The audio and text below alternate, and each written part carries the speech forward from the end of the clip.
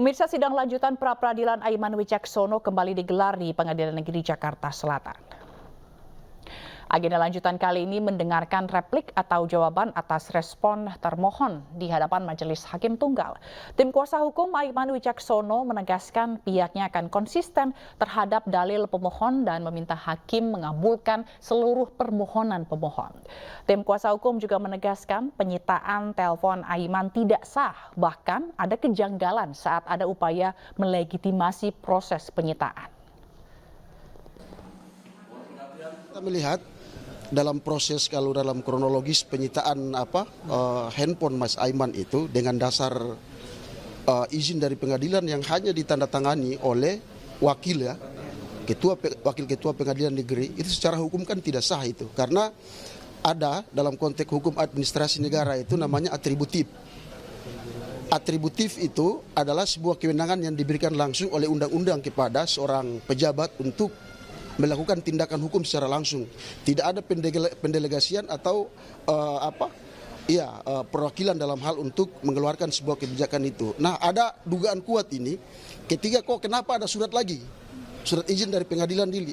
Ini yang kami kira ada upaya untuk melegitimasi lagi proses penyitaan itu dengan surat yang Forum Badan Eksekutif Mahasiswa BEM dari 52 perguruan tinggi se-Daerah Istimewa Yogyakarta mengeluarkan 3 tuntutan kepada pemerintah dan penyelenggara pemilu. Hal itu lantaran mereka menilai proses pemilu 2024 diduga kuat telah direkayasa sejak awal untuk memenangkan paslon tertentu.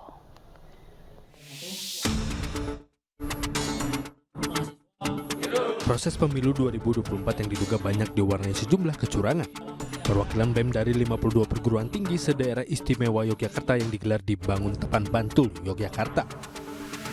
Mereka mengeluarkan 3 tuntutan kepada pemerintah dan penyelenggara pemilu 2024. Di antaranya kejanggalan sistem penghitungan suara KPU, anomali data penghitungan suara, penggunaan Sirekap yang servernya berada di RRC, Prancis, dan Singapura.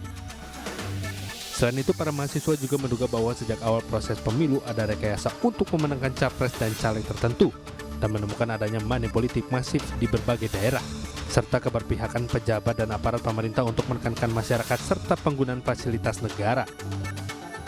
Ternyata kita menemukan banyak kejanggalan dan pelanggaran yang terjadi di lapangan, baik di level TPS, bagaimana mobilisasi dan intimidasi dan money politik itu terjadi, bahkan di Sirekap itu sendiri beberapa anomali yang ditemukan oleh kawan-kawan tim media, sehingga kita mengambil kesimpulan dengan tuntutan itu.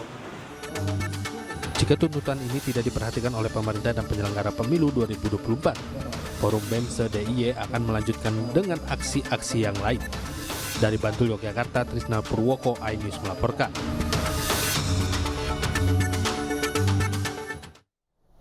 Beberapa TPS di sejumlah daerah menggelar pemungutan suara ulang di pemilu 2024. Hal itu lantaran terjadi kesalahan administrasi pemilih.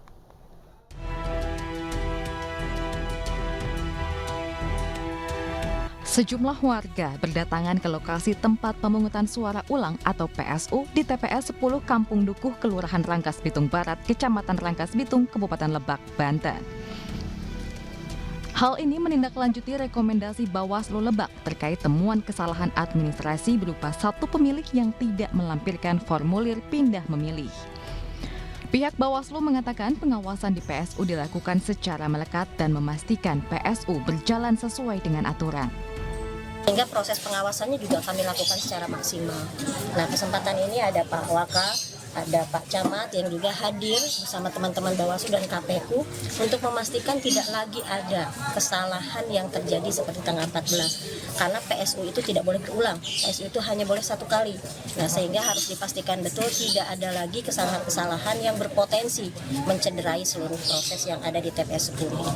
Hari ini kita melaksanakan PSU, di mana di tanggal 14 kemarin penyelenggara di KPPS ini ada kesalahan prosedur yang dilakukan oleh kawan-kawan. Sebenarnya sih kawan-kawan sudah menetaati peraturan kami, tapi karena ada beberapa hal mungkin akhirnya itu dilakukan tanpa kesengajaan, dan tentunya ini atas rekomendasi kawan-kawan pengawas pemilu untuk dilakukannya PSU. Sementara Komisi Pemilihan Umum Kabupaten Gianyar juga menggelar pemungutan suara ulang terhadap warga di TPS 14 Desa Pring, Kecamatan Belah Batu, Kabupaten Gianyar, Bali. Hal ini dilakukan karena ditemukannya 2 orang warga dari luar daerah yang tidak masuk daftar pemilih tetapi ikut mencoblos pada saat pemungutan suara tanggal 14 Februari 2024 lalu. Satu persatu, warga yang masuk dalam daftar pemilih tetap kembali mendatangi Balai Banjar untuk menyalurkan hak pilihnya, yakni memilih calon presiden dan wakil presiden. Memastikan masyarakat itu menggunakan hak pilihnya sesuai dengan yang ada di harapan kita. Mudah-mudahan apa yang menjadi harapan itu tetap bisa hadir sesuai dengan kehadiran pemilih yang kemarin. Namun demikian, karena ini adalah PSU, tentu semua itu berproses dan berpeluang ketidakhadiran menjadi catatan. Di TPS 14 Desa Pring terdapat 271 warga yang masuk ke dalam daftar pemilih tetap, di mana saat pencoblosan suara ulang ini, semua warga yang masuk dalam DPT kembali menyalurkan hak pilihnya. Dari Pandeglang, Banten, Iskandar Nasution dan Gianyar, Bali, Ketut Catur Kusumaningrat, iNews melaporkan. Pemirsa, sidang lanjutan pra-peradilan Aiman Wicaksono kembali digelar di Pengadilan Negeri Jakarta Selatan. Agenda lanjutan kali ini mendengarkan replik atau jawaban atas respon termohon di hadapan Majelis Hakim Tunggal. Tim kuasa hukum Aiman Wicaksono menegaskan pihaknya akan konsisten terhadap dalil pemohon dan meminta hakim mengabulkan seluruh permohonan pemohon. Tim kuasa hukum juga menegaskan penyitaan telepon Aiman tidak sah, bahkan ada kejanggalan saat ada upaya melegitimasi proses penyitaan. Kita melihat dalam proses, kalau dalam kronologis penyitaan handphone Mas Aiman itu dengan dasar izin dari pengadilan yang hanya ditandatangani oleh wakil wakil ketua pengadilan negeri, itu secara hukum kan tidak sah itu, karena ada dalam konteks hukum administrasi negara itu namanya atributif. Atributif itu adalah sebuah kewenangan yang diberikan langsung oleh undang-undang kepada seorang pejabat untuk melakukan tindakan hukum secara langsung. Tidak ada pendelegasian atau perwakilan dalam hal untuk mengeluarkan sebuah kebijakan itu. Nah, ada dugaan kuat ini ketika kenapa ada surat lagi, surat izin dari pengadilan dili.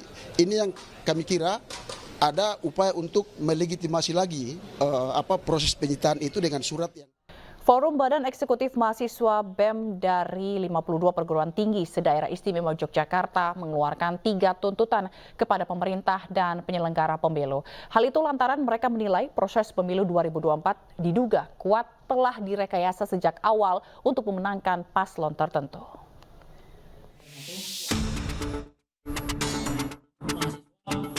Proses pemilu 2024 yang diduga banyak diwarnai sejumlah kecurangan. Perwakilan BEM dari 52 perguruan tinggi se-Daerah Istimewa Yogyakarta yang digelar di Bangun Tepan, Bantul, Yogyakarta. Mereka mengeluarkan 3 tuntutan kepada pemerintah dan penyelenggara pemilu 2024. Di antaranya kejanggalan sistem penghitungan suara KPU, anomali data penghitungan suara, penggunaan Sirekap yang servernya berada di RRC, Prancis, dan Singapura. Selain itu, para mahasiswa juga menduga bahwa sejak awal proses pemilu ada rekayasa untuk memenangkan capres dan caleg tertentu dan menemukan adanya money politik masif di berbagai daerah, serta keberpihakan pejabat dan aparat pemerintah untuk menekankan masyarakat serta penggunaan fasilitas negara. Ternyata kita menemukan banyak kejanggalan dan pelanggaran yang terjadi di lapangan, baik di level TPS, bagaimana mobilisasi dan intimidasi dan money politik itu terjadi, bahkan di Sirekap itu sendiri beberapa anomali yang ditemukan oleh kawan-kawan tim media, sehingga kita mengambil kesimpulan dengan tuntutan itu. Jika tuntutan ini tidak diperhatikan oleh pemerintah dan penyelenggara pemilu 2024, Forum BEM se-DIY akan melanjutkan dengan aksi-aksi yang lain. Dari Bantul, Yogyakarta, Trisna Purwoko, iNews melaporkan.